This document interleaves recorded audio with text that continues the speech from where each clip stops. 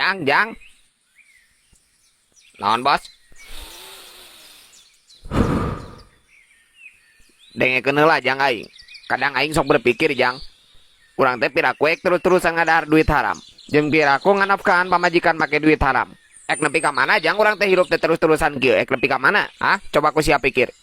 Kan urang teh jelema Jang, jelema bakal aya paehna, bakal nanggung dosa-dosana. Da kieu-kieu ge sieun aing Jang ku neraka mah da panas teh.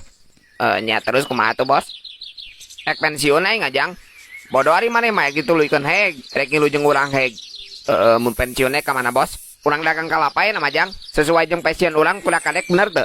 Tah, nya eta bos, di tukang aya tangkal kalapa loba. Pan eta mah kalapa batur atuh ganteng. Pan urang mah niatna ge jualan sih tangkurat.